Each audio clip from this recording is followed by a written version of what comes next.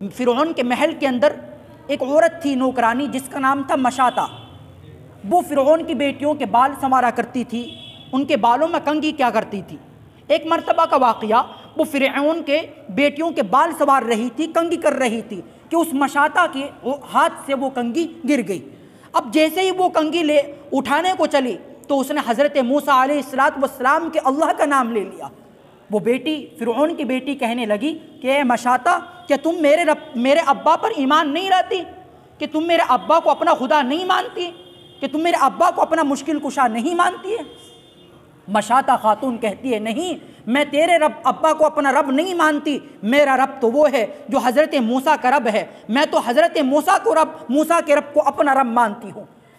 وہ فرعون کی بیٹی فوراً دوڑتی ہوئی اپنے باپ کے پاس پہنچتی ہے اور کہتی ہے تمہارے زیر سایہ ایک خاتون ہے جو تمہارے ہی محل کے اندر رہتی ہے، آپ ہی کی نوکرانی ہے، لیکن تمہیں اپنا خدا نہیں مانتی ہے، تمہیں اپنا رب نہیں مانتی ہے۔ فرعون غصے کے اندر ہو جاتا ہے، درباریوں کو حکم دیتا ہے کہ اس خاتون کو لایا جائے، اس نوکرانی کو لایا جائے۔ جیسے ہی مشاطہ کو دربار کے اندر لایا جاتا ہے، مشاطہ سے کہا جاتا ہے اے مشاطہ، کیا تم مجھے اپنا رب نہیں مانتی ہے؟ کیا مشاطہ تم مجھے اپنا خدا نہیں مانتی ہے؟ وہ مشاطہ کہتی ہے نہیں، میں تجھے اپنا خدا نہیں مانتی، تو ایک عام انسان ہے، تو ایک عام انسان ہے، جھوٹا ہے، میں تجھے اپنا خدا نہیں مان سکتی۔ میرا خدا تو وہ ہے جو موسیٰ کا رب ہے، میرا خدا وہ ہے جو موسیٰ کا خدا ہے۔ فرعون درباریوں کو حکم دیتا ہے کہ اس کو لٹا دیا جائے، اس کے پاؤں میں کیلیں گاڑ دی جائیں، اس کے ہاتھوں میں کیلیں گاڑ دی جائیں۔ چنانچہ اس مشاطہ عورت کے پاؤں میں کیلیں گاڑ دی گئیں،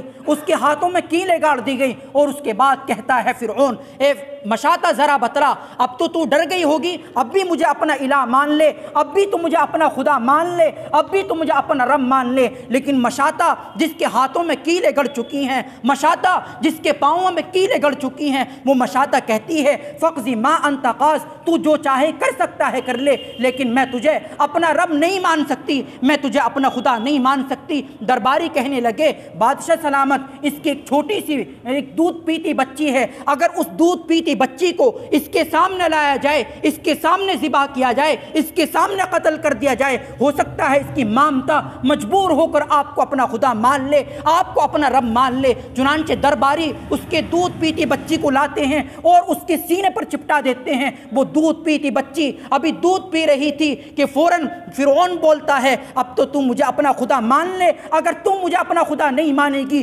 تیری اس دودھ پیتی بچی کو تیرے سامنے ذبح کر دیا جائے گا۔ لیکن مشاطہ کہتی ہے تم میری بچی کے ساتھ میرے ساتھ جو کرنا چاہتا ہے کر لے، لیکن میں اپنے ایمان سے نہیں پھر سکتی۔ چنانچہ حضرت مشاطہ رضی اللہ تعالی عنہا کی بیٹی کو قتل کر دیا گیا اور اس کے بعد مشاطہ کو بھی قتل کر دیا گیا، لیکن ایمان سے نہیں پھری۔